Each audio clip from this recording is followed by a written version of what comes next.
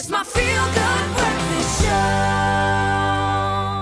Welcome back. You're tuned into your Feel Good Breakfast Show, Expresso, right here on SABC3. We're talking parenting right now. Once again, we are back with our parent coach, Laura Markovitz, this morning, talking about how to discipline your child the correct way. There's been much debate around how to do it and how to do it properly and fairly as well.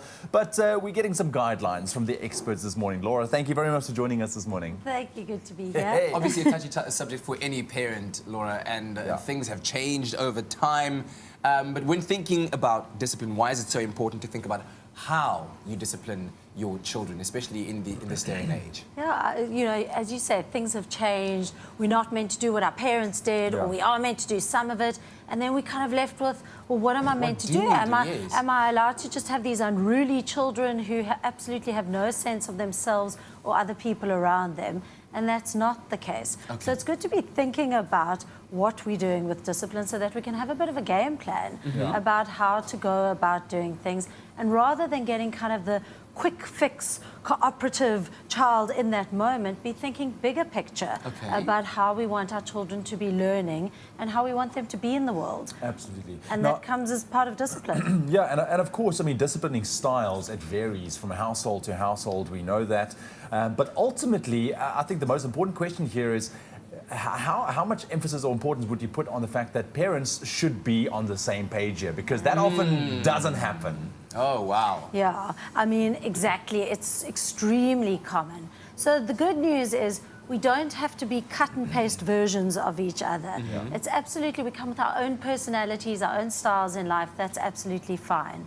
But if we can have a shared game plan and be on the same page and have a bit of a united front so that our kids know where they stand, it can go a long way in terms of them feeling contained, not playing us off each other so that I have to kind of go into good cop, bad cop mode. And rather them knowing, okay, well, this is how things work in this house. So it's really important, even with differing parenting styles, that we're thinking about how we plan to manage our children when they are going to be cooperative, because they will be uncooperative. That's a given. So when it comes to those different parenting styles and yet understanding that there needs to be some kind of commonality, and if there were ever some kind of rule book, what are those linkages that need to be common in order to ensure that your child is ultimately what we call or define as disciplined? So you know, it's quite a strange thing, because when I talk about discipline, I always say the most important place for us to be starting is with empathy and connection, which isn't really where we think we're going to be starting with discipline. But if our kids are feeling felt and understood, and they understand that we get where they're coming from, if we're connecting with them in different ways, they're less likely to be clawing for our attention in needy ways. So things like, I know you really want sweets today, or I know it's very frustrating that you can't have what you want. So starting from that place, and then making expectations clear so that they know where they stand. So you have 5 more minutes to finish X, Y, and Z before we go and have dinner, so that they actually know what the game plan is and what can be expected. I feel like sweets are the problem. So I guess the next question is it even possible to raise a child without sweets at all? Or make them not like sweets and like vegetables more? But okay, we'll be back again with our conversation with Laura Markovitz, our parent on Halloween. Talking about disciplining your children and all the different methods that go with it. So stick around for that and more. We'll be right back. It's my feel-good breakfast show. As we welcome you to this Wednesday morning, thank you so much for starting the day off with us, and a very good morning to you. Happy Wednesday. Our conversation with Laura Markovitz, certified parenting coach, continues, and we're discussing disciplining your children. What is the right way to do it? What is the wrong way to do it? Is there even that? Is there even that? That's the big question. But I feel this links on very nicely about last week's discussion about parents losing their cool. And this is something that we need to focus on. Deep breathing. Once again, we're going to put it out there. But just to quickly recap, Laura, why is it so important when it comes to discipline that parents are on the same page? I mean, it links so nicely to last week, because our kids are going to push our buttons and we are going to lose our cool. and it's going to add to it if we coming from a completely different perspective. We kind of add fuel into the fire if I'm going, stop doing that, do it this way, and contradicting each other in front of the kids. So rather to be a united front so that they know where they stand. Then the kids have the opportunity to pick a favorite, and you don't want that. Oh my God. All right, what about the good old adage, spare the rod, spoil the child. Yes. Many of us were raised that way. Yeah. Like, Gogo did not shy away from, you do something wrong, just ask questions later type of thing. Is there still a space in nowadays parenting for that, or have we completely moved away from that, where children need a completely different way of being disciplined where that's concerned?